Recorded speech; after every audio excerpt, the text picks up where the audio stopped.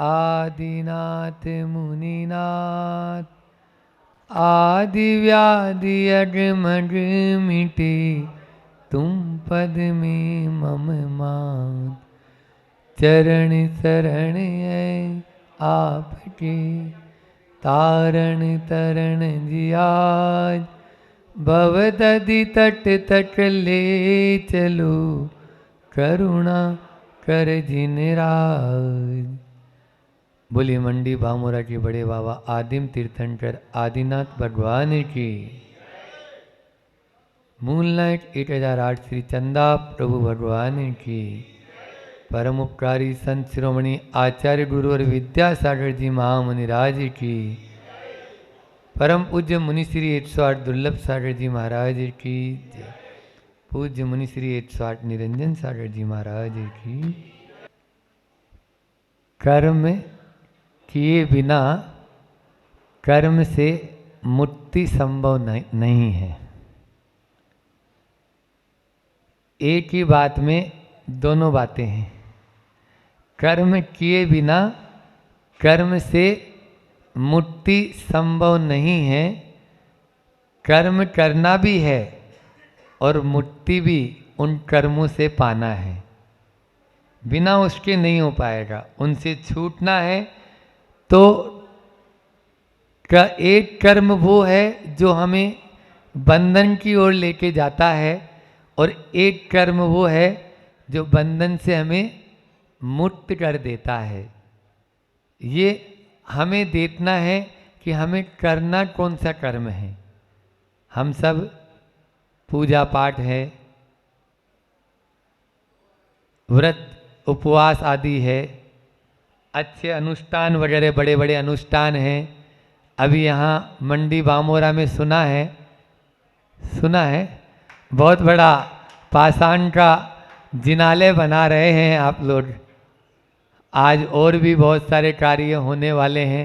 गुरुवार का दिन और पुष्य योग है, तो गुरु पुष्य योग तो वैसे ही, और गुरु की कृपा निराली होती है।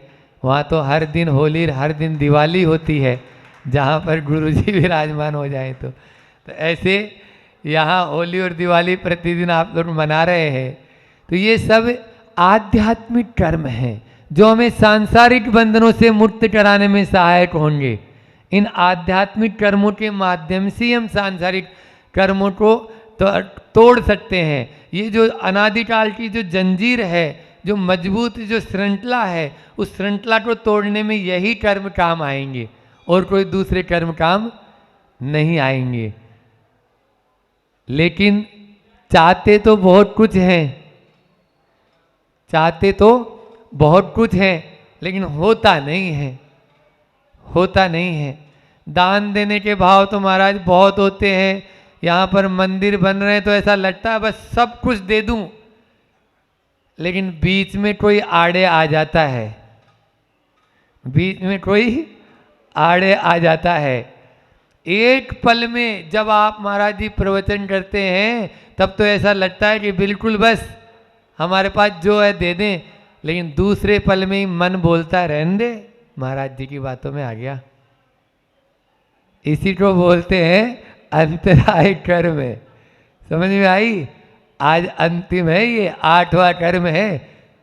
पिछले बहुत दिनों से चल रहा है, लेकिन हम सोच रहे हैं कि आज 20वां दिन है, कल 21 करके कर दें।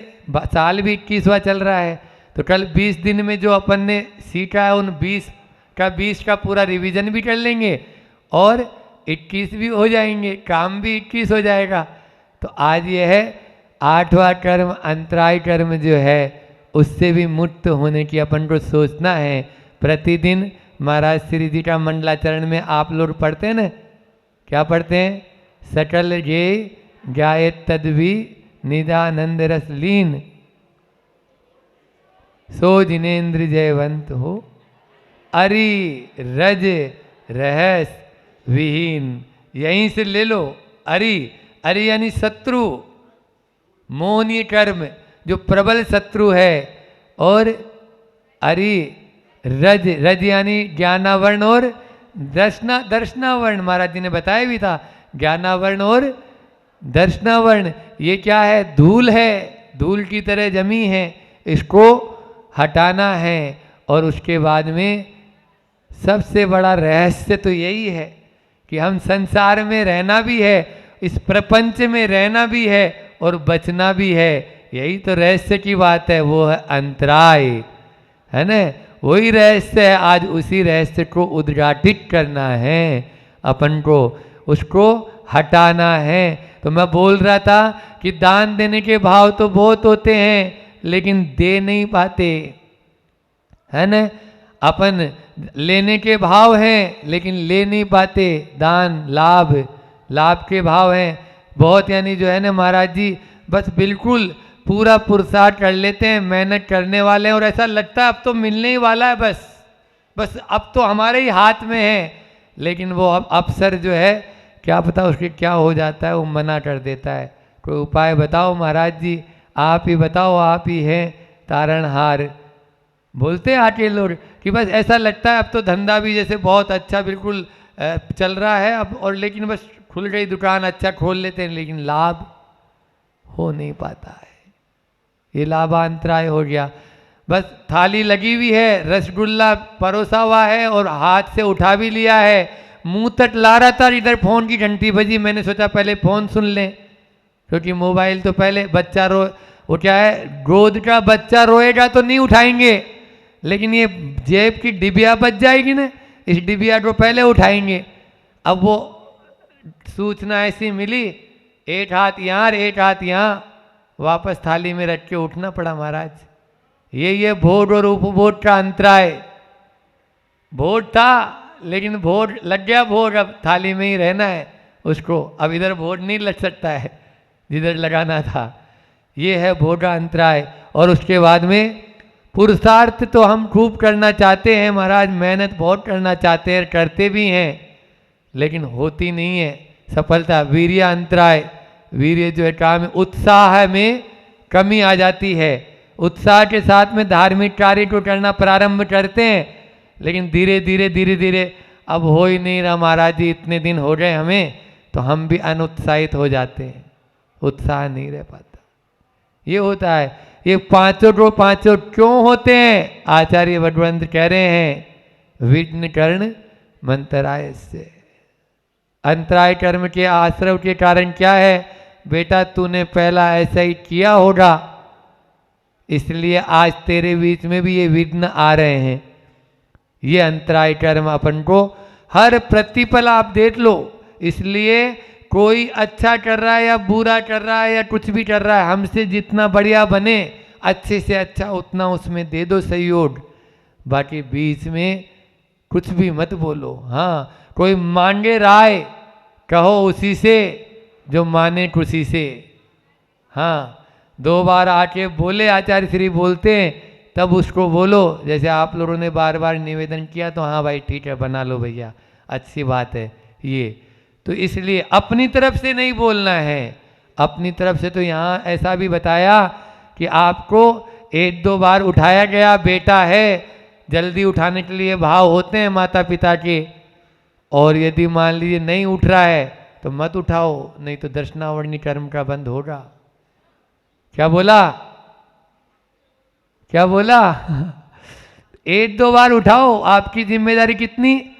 अब वो दूध पीता बच्चा नहीं है जो आप, तो इसलिए कोई भी कार्य यदि ऐसा करेंगे अपन, जिसके हो ही रहा है प्रतिपल, हम क्या है टांग कहीं पे भी अपना, और भारत में तो ये एक बीमारी है, every person is adviser, every person is doctor.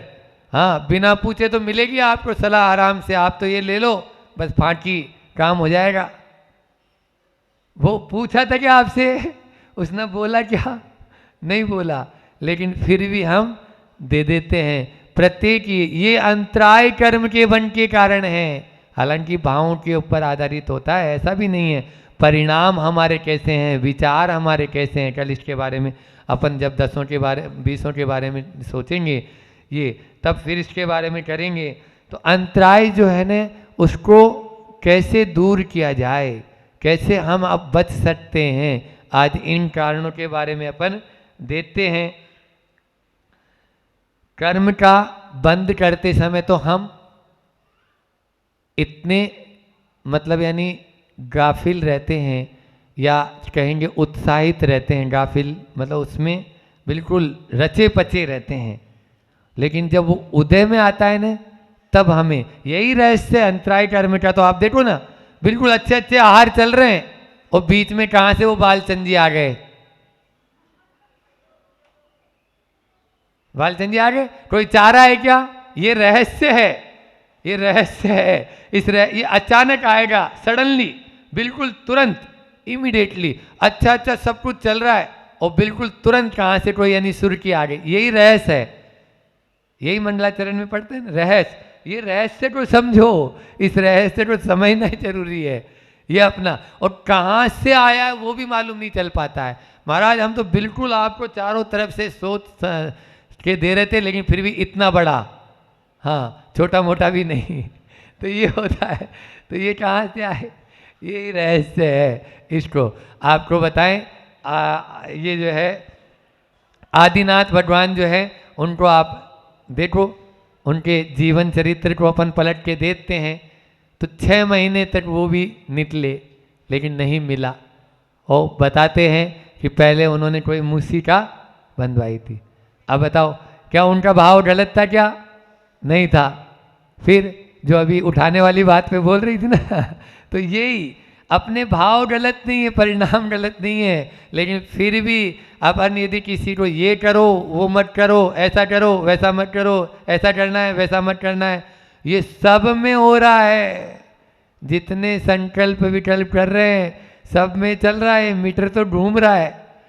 भले ही मैं भी कर रहा हूँ तो मेरा भी मीटर घूम रहा है। ऐसा नहीं कि मैं अपने आप को दूध का धुला मान रहा हूँ, हाँ ये निरंतर हो रहा है। अब इसके अंदर अपन को बचना तो जरूरी है। आपको बताएं किस तरह से देखो अंतराय कर्म कैसा हो जाता है और कैसा फल देता है। हमारे जीवन का ही प्रसंग बताते हैं कि जब ब्रह्मचारी अवस्था में कलकत्ता में थे, डबसन हावड़ा में, तो डबसन हावड़ा में वहाँ पर एक मोहनी अपार्टमेंट है, एक छोटा लगता था। अब एक महाराज जी और एक चुल्लट जी थे, सम्यक सागर जी, और एक हम बाबा जी। तो बाबा जी तो फिर से रहता था, तो तीनों, और 10-12 चोटे लगते थे।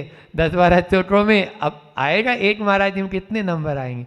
8-10 दिन हो गए तो महाराज जी ने चला के सोचा कि नहीं वो उनके यहाँ अब चलना है या जाना है। पहले तो मतलब गए ही नहीं, और वो बहुत बोल रही थी, मतलब घर में कई तरह की परेशानियाँ होती है, लेकिन जब आएगा नंबर तभी आएगा। अब गए, और गए तो पहले दिन ही वो बाहर में पड़जान जहाँ कर रहे थे, उधर से एक सांड आया बिचटता हुआ, और मेन देखो कलकत्ता जैसे शहर में भी कहाँ से है नहीं, और बढ़िया हट्टा कट्टा था, तो वो भी भट गए और हम लोग भी इधर मुड़ गए दोनों जने कि अपन इधर चलो। अब उधर वही है ही नहीं, वो दूर हो गए। फिर दूसरे दिन पड़जान हो गया, है ना, परिक्रमा हो गई, और परिक्रमा होके हम ऊपर जाने ही वाले थे। इतने में जो स्वीपर था 4-5 तल्ला पे उनका है, तो 5 तल्ला पे, तो उसने सोचा आज महाराज जी के चरण पड़ेंगे, दिगंबर मुनि महाराज हैं, अपन सीढ़ियाँ धो दें। ऊपर से इतना एक साथ पानी डाला, क्योंकि वहाँ तो सब लिफ्ट में चलते हैं, तो वो सीढ़ियाँ गंदी हो रही थोड़ी, तो पानी डाला कि नीचे पूरा पानी हम दोनों के सामने आ रहा है, पूरा एक साथ, जैसे पूरी सिंटेक्स की टंकी एक साथ 200-400 लीटर डाल दिया हो। तो वहाँ से फिर से लौट गए। फिर तीसरे दिन देखो फिर उसी चौके में पड़जान दिया, और चौके में पहुँचे हम, जाके चौके के पहले वहाँ सामने बिल्कुल ऐसे नैपकिन से ऐसे करते थे, उस दिन भी किया, लेकिन क्या बता न जाने वो पाटे पे बैठे और मुझे बताते हैं देखो ये क्या है। मैंने बोला चींटी। बोले चलो, चौके तक पहुँच गए, चींटी है, हो गया तीसरे दिन। और चौथे दिन फिर जाते, चोटा भी लगा, लेकिन उनके यहाँ शोर हो गई, बच्चा हो गया, बालक होना था वो हो गया। 5वें दिन हम लोगों का बिहारी हो गया वहाँ से। ये 2006 की बात है। उस चोटे में आहार बोलो है अंतराय कर्म। लेने वाला लेना चाहता है नहीं चाहता, लगातार 3-4 दिन से उसी चोटे में जा रहा है, और देने वाला देना चाह रहा है या नहीं चाह रहा। लेकिन यही रहस्य है, बीच में खड़ा हो जाता है आके, इसको बोलते हैं अंतराय कर्म। बिल्कुल। और फिर 2014 में जब गए फिर से चातुर्मास करके 2014 बेलडेश्याम चातुर्मास हुआ और पहले ही दिन उसी महिला के यहाँ आहार हुआ निरंतराय। 7 साल में उसने ऐसी विशुद्धि बढ़ाई कि बिल्कुल पहले दिन वही मोहनी अपार्टमेंट में उसी महिला, आचार्य श्री से भी जुड़ी है, छोटा लेके आते हैं वो लोग। तो इस तरह से होता है कई बार। तो इसलिए ऐसा मत समझो कि साधु के मन में कोई परिणाम ऐसे नहीं रहते, लेकिन फिर भी अपन ने किया है, हमने किया है तो हमें ही भोगना है। पावापुरी में 48-49 टेम्परेचर रहता था। ब्रह्मचारी अवस्था में वही महाराज जी भी रोज प्रतिदिन व्यवस्था बनाते, लेकिन फिर भी जीव कहाँ से आता। शुरू 6-7 दिन लगातार अंतराय हुआ मुझे, लगातार। इसलिए हम भी बिल्कुल मजबूत रहे, कोई दिक्कत नहीं, आएगा वो, बिल्कुल आएगा तो हम तैयार ही हैं। तो होता है ये, दे सोच के दे रहे हैं, कर रहे हैं, खड़े भी हैं बाजू में, माला भी फेर रहे हैं, कोई काम नहीं करता है। चलो अन्य कारणों को और लेते हैं जो अपने इस अंतराय कर्म को बांधने वाले हैं। किसी का सम्मान हो रहा है और यदि हम प्रशंसित नहीं हो रहे, प्रशंसा ताली नहीं बजा रहे और ये और सोच रहे हैं हाँ कोई जुगाड़ से सम्मान करा रहा है ये अपना, तो भी अंतराय कर्म, क्योंकि अपन दूसरे के उसमें अंतराय बांध रहे हैं। जो स्वयं के पास जो देना है, देने अपने पास में है देने लायक और दे नहीं रहे, देने लायक है और दे नहीं रहे, तो भी अंतराय कर्म का बंद करेंगे। है उसका सदुपयोग नहीं कर रहे, तो भी अंतराय कर्म का बंद करेंगे निश्चित रूप से। सामर्थ्य है लेकिन छिपा रहे हैं, तो भी अंतराय कर्म का बंद। वो थी ना कर्ण का जो है वो, उसको शक्ति का अपहरण कर लेते हैं हम, तो भी अंतराय कर्म का बंद होता है। कर्ण जो था उसका सारथी था शल्य, और उसने उसकी शक्ति को छिपाया, है ना, वो अंतराय कर्म का बंद किया। शक्ति को कैसे छिपाया कि अर्जुन का रथ जैसे सामने आए तो वो इधर उधर ले जाए, है ना, क्यों? क्योंकि वो अर्जुन को बचाना चाह रहा है। तो शक्ति को छिपाना भी, ये भी क्या है, हाँ, शक्ति सामर्थ्य को छिपाना, ये अंतराय कर। गुरुजनों की पूजा हो रही है, उसका निषेध करना। मंदिर में चैताल्य है, चैत्य है उसका, अरे क्या होता है पूजा से? कुछ नहीं होता है। आपको बताएं, पूजा का नियम लिए कौन? पानीपत, हरियाणा और उधर रोहतक, हिसार, ये शामली, ये दिल्ली के पास वाले एरिया में पंडित भूरामल जी प्रवचन देते थे, और उसमें पूजा के नियम लिए, व्रत लिए, संयम लिए और सब छोड़ दिए। एक ऐसे प्रवचनकार पहुंचे एकांतवादी वाले, उनके आने, अरे क्या होता है, ये तो बंद होता है, सोने की यानी बेड़ी है, आप कहाँ से इस बेड़ी के चक्कर में पड़ गए हो, और हे बुद्धि से करो। इस प्रकार से प्रवचन करने पर छोड़ दिया। तब आचार्य ज्ञान सागर जी महाराज जी ने सम्यक तुषार शतक एक ग्रंथ की रचना की है। सम्यक तुषार शतक, ये उसी के आप आधार पर उसकी प्रस्तावना में देख लेना। लिए हुए व्रतों को छुड़वा दिया, ऐसे लोगों को क्या होगा ये तो भगवान ही जानता है। इसलिए अपन को कुछ नहीं करना है, अपन को तो यही करना है, क्योंकि कुछ ज़्यादा विषय में उनके विषय में बोलेंगे तो भी अंतराय कर्म हो जाएगा। तो अंतराय कर्म का बंद अपन को नहीं करना है, अपन को तो अपना देखना है, बस यहाँ पर यही है।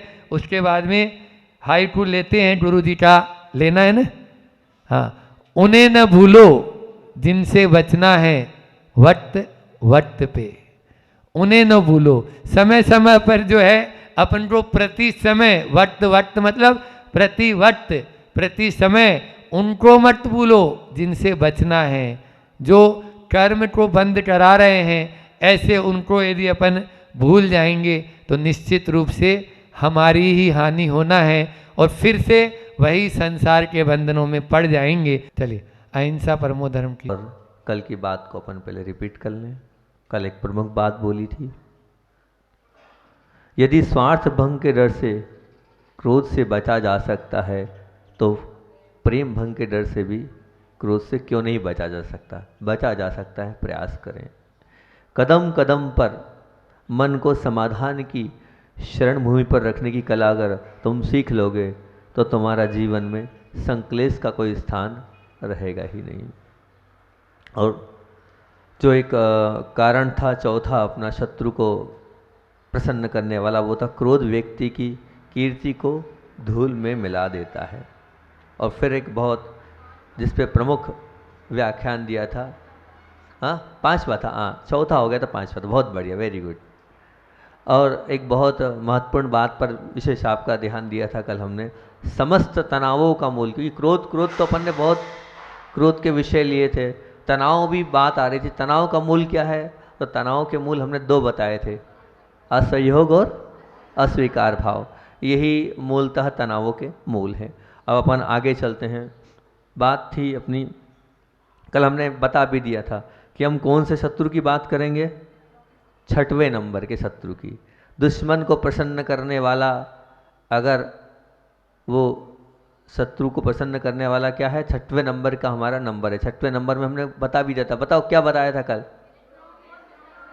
हाँ, क्रोध हमारे मित्रों की संख्या को कम कराने वाला होता है। क्रोध के माध्यम से हमारे मित्र कम होते चले जाते हैं। हमने कल असहयोग को पढ़ा था, सुना था। असहयोग का रवैया ये क्रोध की देन है। असहयोग का रवैया ये क्रोध की देन है। और जहाँ असहयोग की वृत्ति आएगी तो वहाँ संबंध टिकाना, क्या संबंध टिक पाएंगे? बिल्कुल नहीं, वहाँ तो संबंध टिकते ही नहीं है, टिकेंगे ही नहीं। वैसे ही क्रोधी के मित्र अपने आप ही कम होते जाते हैं। मित्र ही नहीं, एक बात ध्यान रखना, जो उसके खुद के जो आत्मीय जन हैं वो भी अपने आप कम होते। आत्मीय जन से तात्पर्य जो उसके रिश्तेदार हैं, जो उसके बहुत ज़्यादा करीबी हैं। मतलब ये होता है कि घर में रहने, आप घर में रह रहे हैं, एक छत के नीचे रह रहे हैं, एक छत के नीचे रहने के बाद भी आप, अगर आपके अंदर क्रोध है तो आपका बेटा भी आपसे कतराएगा, आपकी पत्नी भी आपसे कतराएगी, आपके भाई भी आपसे कतराएंगे। मतलब आपके आत्मीय जन तो वो होते हैं जिनसे खून का रिश्ता होता है, वो खून के रिश्ते वाले भी आपके साथ उठना बैठना पसंद नहीं करेंगे। ये क्रोध है। मित्रों की संख्या तो छोड़ दो, मित्र तो दूसरे होते हैं, कभी कभी मिलते हैं, लेकिन जो हमेशा रहते हैं, जो आपके सब कुछ हैं, वह भी आपसे कन्नी काटेंगे। कन्नी काटना बोलते हैं मतलब आपसे दूर रहना का प्रयास करेंगे, आपके पास बैठने का प्रयास नहीं करेंगे। यह है क्रोध का फल। क्रोधी व्यक्ति किसी के पास अगर जाता है ना तो सामने वाला अपने आप वहाँ अगर पहुँच भी गया तो वो खड़ा नहीं रहता, भैया कौन मगजमारी करे, वो वहाँ से निकल जाता है। और मान लो अगर कोई अनजान व्यक्ति उनके पास आ भी जाए तो वो टिकता नहीं है, वो समझ जाता है 2, 5, 10 मिनट में सामने वाले के व्यवहार को, और वो वहाँ से वो रफू चक्कर हो जाता है। ये क्रोध है। ये क्रोध जो है इस प्रकार का है, किसी को अपना नहीं बनाता है, और जो अपने होते उनको भी तोड़ देता है। कैसा क्रोध है ये? मतलब जो किसका काम करता है? कहते हैं कि क्रोध जो है वो केची का काम करता है। केची जो होती है ना, वो संबंध, वो क्या करती केची? केची हमेशा ध्यान रखना, वो केची हमेशा काटने का काम करती है, केची जोड़ने का काम नहीं करती। तो क्रोध कह लो, केची कह लो, एक ही बात है। क्रोध करना मतलब केची का काम करना। आपके अपने मित्र, आपके अपने संबंधी, आपके अपने खूब प्रेमी भी टूट जाएंगे। वो सुई का काम नहीं करती, सुई का काम तो प्रेम करता है। सुई हमेशा ध्यान रखना वो क्या करेगी? वो जोड़ने का काम करेगी। तो क्रोध केची का काम करता है और प्रेम सुई का काम करता है। इस बात को अपने जीवन में लिख लेना। क्या लिखना है? क्रोध काटने का काम करता है, केची का काम करता है, और प्रेम स्नेह वात्सल्य सुई का काम करते हैं, जोड़ने का काम करते हैं। किसी चीज़, कोई चीज़ अगर कोई कपड़ा फट जाता है तो आप सुई धागे से ही सिलते हो ना। आज जो कपड़े पहने वो भले मशीन से सिलें, लेकिन सुई के बिना नहीं सिले हैं। मतलब बहुत सारे टुकड़ों को जोड़ने का काम सुई धागे ने किया है। तो बस बहुत सारे हृदय को तोड़ने का काम अगर करना है तो प्रेम और वात्सल्य को स्थान देना होगा। दूसरी बात, एक अच्छी बात बोलता हूँ, हो सकता है उससे आपको और समझ में आए। जैसे मान लो कोई कोमे में पड़ा है व्यक्ति, मात्र श्वास ले रहा है और श्वास छोड़ रहा है, तो आप क्या कहोगे? इसके जीवन का कहना मतलब इसका जीवन जीवन ही नहीं है, ये तो जीवन का अपमान है एक प्रकार से। क्या जीवन इसका? क्या जीवन? बिस्तर पे पड़ा है, श्वास ले रहा है और श्वास छोड़ रहा है, कोई मतलब नहीं है इसके जीवन से। मैं यही कह रहा हूँ कि जहाँ कोई ना हमारा और ना हम किसी के, ना हमारा कोई और ना हम किसी के बन सके, वैसे ही क्रोधी का जीवन भी तो ऐसे ही है, ना किसी का वो ना उसका कोई। वो जो बिस्तर पे पड़ा है ना, कोमे में, उसके जैसा जीवन है इसका भी। जब आप उसके जीवन को कहते हो व्यर्थ है जीवन, तो यहाँ भी कहना चाहिए कि वो आप कहते हो कि ये तो जीवन का अपमान है, वो वहाँ बिस्तर पे पड़ा है, वो तो जीवन का अपमान है। इसी प्रकार मैं आपसे कहता हूँ कि क्रोधी व्यक्ति का जब कोई अपना नहीं होता है, ना कोई वो किसी का, ना उसका कोई, तो उसका जीवन भी उसी प्रकार है, उस कोमे में पड़े हुए व्यक्ति की तरह। ना उससे कोई बोलना पसंद कर रहा है, ना उससे व्यवहार करना पसंद करना है, ना उससे रिश्तेदारी करना कोई पसंद कर रहा है, ना उससे मित्रता का व्यवहार करना पसंद कर रहा है। तो वो और वो एक ही है। जैसे आप उसके जीवन को कहते हो कि ये तो जीवन का अपमान है, ऐसे ही क्रोधी व्यक्ति का जीवन भी अपमानमय है। ऐसे ही क्रोधी व्यक्ति का जीवन भी अपमानमय है। ये मान के चलना, वो कोमे की तरह ही वो क्रोधी व्यक्ति है, जिसका कोई अपना नहीं, किसी को अपना बना नहीं सकता है, और अपने वाले भी उससे दूर होते चले जाते हैं। ये व्यथा है क्रोध की, ये कहानी है क्रोध की। एक इस व्यथा को लेकर एक कवि ने बहुत अच्छी लाइनें लिखी, वो मैंने कहीं से उतारी है, मतलब कहीं से पुस्तक में पढ़ने को मिली, तो उसको मैंने लिख लिया था। वो आज मैं आपके सामने लाइन बोल आपको सुनाता हूँ। छोटी सी 2 पंक्तियाँ हैं, एक कवि के माध्यम से लिखी इस व्यथा को लेकर, जो बिल्कुल सार्थकता है। क्यों किसी पाषाण हृदय पर, क्यों किसी पाषाण हृदय पर, क्यों किसी पाषाण हृदय पर होता नहीं अश्रुओं का असर, क्यों किसी पाषाण हृदय पर होता नहीं अश्रुओं का असर। हे कुदरत, हे कुदरत तुम्हारे झरने तो पत्थर में भी फूटते हैं। हे कुदरत तुम्हारे झरने तो पत्थर में भी टूटते हैं। मतलब झरने जो है कायम है, पत्थर से भी फूटते हैं। तो क्या कहना चाहते हैं, मतलब पत्थर से भी गया बीता क्रोधी का जीवन है। वो पत्थर तो ध्यान रखना, आप आज वही काम करने जा रहे हैं। आज आप उन्हीं पत्थरों को तोड़कर मीठा मीठा जल आपके बंडी मावरा में आज से उसकी शुरुआत हो रही है। बहुत अच्छी बात है कि वो पत्थर भी क्या देगा, मीठा मीठा जल देगा। और किसके लिए, आप लोगों के लिए देगा, ताकि आप लोगों का धर्म का निर्वाह हो। क्योंकि सबको प्रतिमाएं लेना है, सबको आगे बढ़ना है, और सबकी शिकायत ये थी कि हमें पास में कुआं तो है। अभी मैं मतलब मुझे बड़ी वो विकल्प रहा कि देखो हम आए, चौका लग रहा है, सब चौका लग रहा है, कहीं ऐसा नहीं कि नहीं लग रहा है। थोड़ी सी दूर जाके आए स्टेशन, स्टेशन कोई बहुत दूर नहीं है, पूरा इतने से में 4 गली में तो पूरा बामोर आएगा, और यहीं सामने स्टेशन पे वो वहीं पे वहाँ कुआं आएगा। पर नहीं, अब बहाना तो चाहिए ना। प्रतिमा महाराज जी बार बार प्रेशराइज कर रहे हैं, तो अब सब मालूम है क्या, आप पहले कुएं की व्यवस्था कर दो, आप पहले कुएं की व्यवस्था कर दो, चिंता नहीं करो। बड़े बाबा सबकी सुनते हैं, आपकी भी सुन ली है। तो आज वो योग आया, संयोग आया, और कुएं का काम हो रहा है। और कुएं का काम भी मतलब बताऊं, सबसे बड़ा तो हमें क्या, हमारे प्रिय महाराज आप सबको मालूम है कौन है, आगम सागर जी, ठीक है ना। और वो आगम सागर जी का विशेष था कि यहाँ मंदिर पे बाद में पहले कुआं खोदे। मैंने कहा चिंता नहीं करो, पहले कुआं ही खोदेगा। तो जो लोग महाराज जी पास जाएं, बोल देना हाँ महाराज जी ने आपकी बात मानी है, और कुएं का काम आज से प्रारंभ हो रहा है। और सुना है जो लोग यहाँ से जाते सबसे पहले वो यही बोलते थे, क्यों कुएं का क्या हुआ, उनको बहुत चिंता थी यहाँ की, कुएं का क्या हुआ। तो आज आप सबके लिए, और सबसे बड़े सबके साथ साथ बड़े बाबा के अभिषेक के लिए आज अपन यहाँ कुएं का प्रारंभ कर रहे हैं। और पूरा बहुत अच्छा कुआं रहेगा, और खूब अच्छा पानी भी निकलेगा।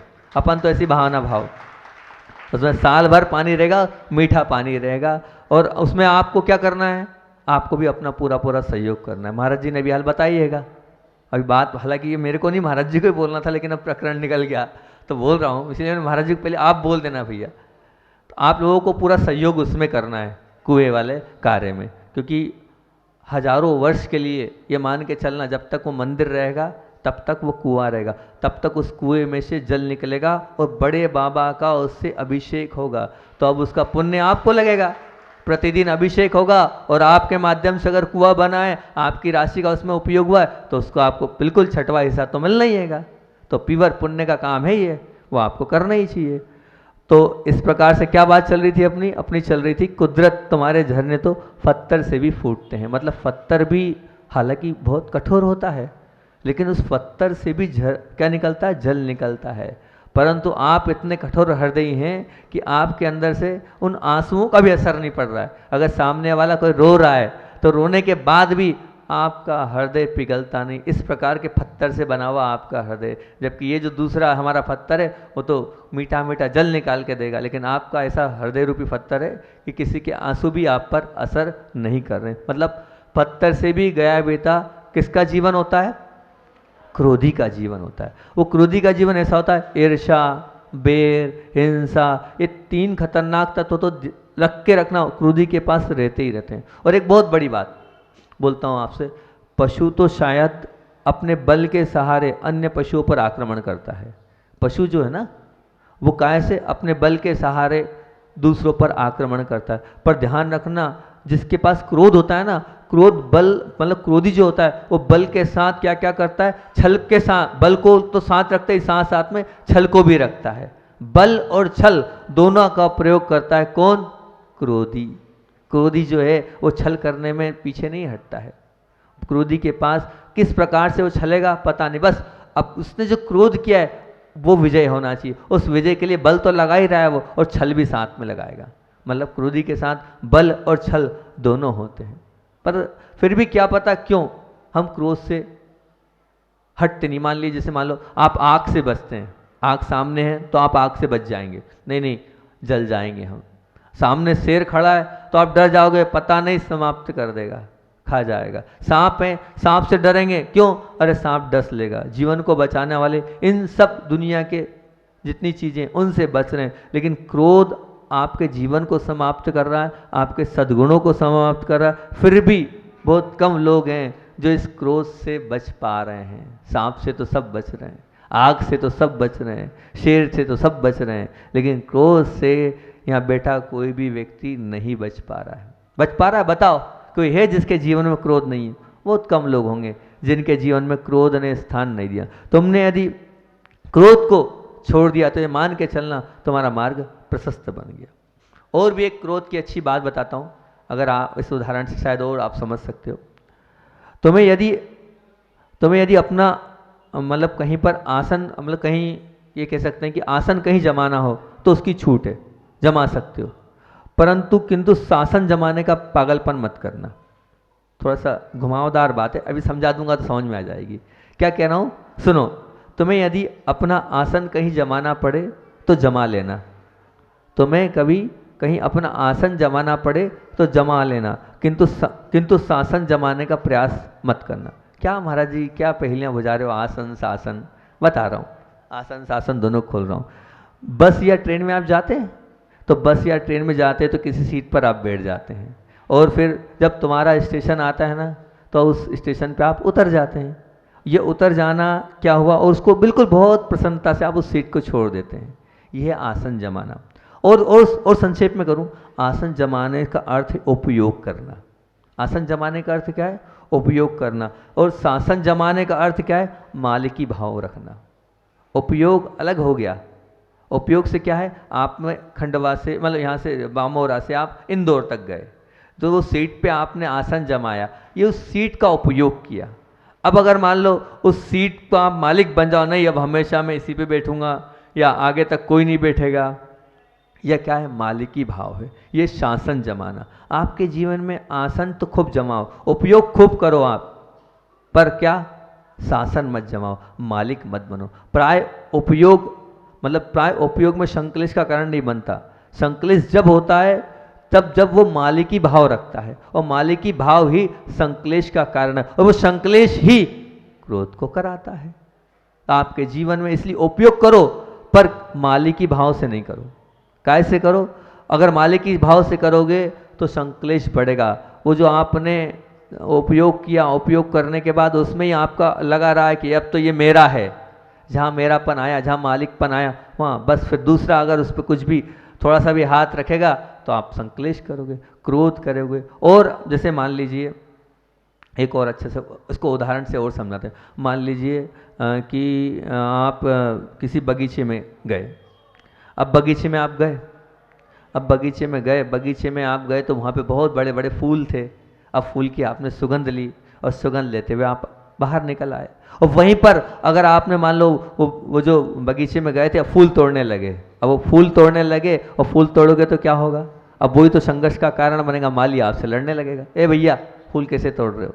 मतलब उपयोग करने के लिए मनाही नहीं है। आप निकलो, वो जो सुगंधी उस महक को लो, लेकिन फिर आपने क्या, अब माले की भाव लगाने लगे, वही संघर्ष का कारण बनेगा। मतलब केवल आसन जमाने से कुछ नहीं, लेकिन आप आसन के बाद क्या, वो जो माले की भाव लगा रहे हो वो आपको तनावग्रस्त करते ही चले जाएगा। उपयोग में कहीं कोई बाधा नहीं है, कहीं कुछ भी नहीं होने वाला। विरोध तो कब होगा, व्याकुलता तो कब होगी, जब आप स्वयं उसमें माले की भाव रखोगे। कभी कभी ऐसा भी होता है कि अगर किसी का बहुत पुण्य प्रबल हो, किसी का बहुत पुण्य प्रबल हो, कोई ताकतवर हो, और वो अगर किसी चीज़ पे मालिकी रखता भी है, तो आप क्षमता कम है तो आप उसका विरोध नहीं कर पा रहे हो। हालांकि वो चीज़ सबकी हैगी, वो चीज़ सबकी हैगी, लेकिन क्या कर सकते हैं, नहीं कर पा रहे हम विरोध उसका। परंतु ध्यान रखना, विरोध करें या ना करें, लेकिन कुछ ना कुछ मन में लोगों के उसके प्रति जो है उद्वेलना तो रहेगी, उसके प्रति देशभाव तो रहेगा, उसके प्रति अंदर से कटुता तो रहेगी रहेगी, ये मान के चलना उसके अंदर रहेगा ही रहेगा। क्योंकि अगर आप चाहते हो कि हाँ संक्लेश नहीं बढ़े, तो क्या करना है, हमें उपयोग करना है, माले की भाव नहीं लगाना। आज हम लोग जैसे हमारा साधु जीवन है, इस साधु जीवन को हम जी रहे हैं, ये धर्मशाला का हम क्या कर रहे हैं, उपयोग कर रहे हैं। सिर्फ आसन लगाकर यहाँ बैठे हैं, हमारा यहाँ शासन नहीं हैगा, माले की भाव नहीं है यहाँ पर इस धर्मशाला पे। है क्या, बताओ, है क्या? नहीं है। नहीं तो भैया आप हमें नमोस्तु करना बंद कर दोगे अगर यहाँ पे हमने शासन चालू कर दिया और माले की भाव लगा दी कि हाँ ये तीनों महाराज जी की धर्मशाला हो गई, नमोस्तु ही बंद कर दोगे ना। तो हम सावकों के सामने प्रवचन अवश्य कर सकते हैं कि हाँ प्रवचन कर दिया, हम समझा देंगे, आपको बता देंगे, प्रतिमा ले लो, ये कर लो, परंतु आग्रह थोड़ी करेंगे। अब आप लोगों को रोज़ हम पीछे के लिए बुला रहे हैं, आ जाओ भैया आ जाओ, तो एक आग्रह करेंगे, मतलब भैया देख लो सुधर सकते तो बहुत अच्छी बात है, सब आ जाओ, जितने लोग आओगे आ जाओगे। अभी एक और विडम्बना फैल गई, महाराज जी का पर्चा बहुत कठिन है और नियम बहुत कठिन है। एक अलग अफवाह फैल चुकी है और अतोत्साहित लोग हो रहे हैं। कल आए थे, बोले महाराज जी फेल हो रहे हैं लोग। मैंने क्यों फेल हो रहे हैं, क्या बात है कि हम तो सबको खुला ऑफर दे रहे हैं, सब आओ। तो बोले नहीं, वो पर्चा जो लोग यहाँ से जाते हैं वो सब लोगों से बोलते हैं बहुत कठिन है, बहुत कठिन है, बहुत कठिन है। तो भैया मैं तो सामने वाले को देखता हूँ कि सामने वाला कितनी उम्र वाला है, वो क्या पाल सकता है, वो क्या कर सकता है। मान लो परसों 72 वर्ष के वो आए, अब 72 वर्ष 73 वर्ष की उम्र है उनकी, तो मैंने उनसे ये कहा कि इतनी आपकी उम्र हैगी तो आपको प्रतिमा लेना चाहिए। ये प्रमुख बात थी आज की। यदि तुम्हें यदि अपना आसन कहीं जमाना पड़े तो जमा लेना, किंतु शासन मत जमाना। और प्राय आपका उपयोग संक्लेश किसके कारण से होता है, सिर्फ मात्र मालिक पने के कारण ही आप संक्लेशित होते हैं। इतनी बात को अपने वहीं विराम देते हैं। बोले आचार्य भगवान विद्यासागर जी महामुनि।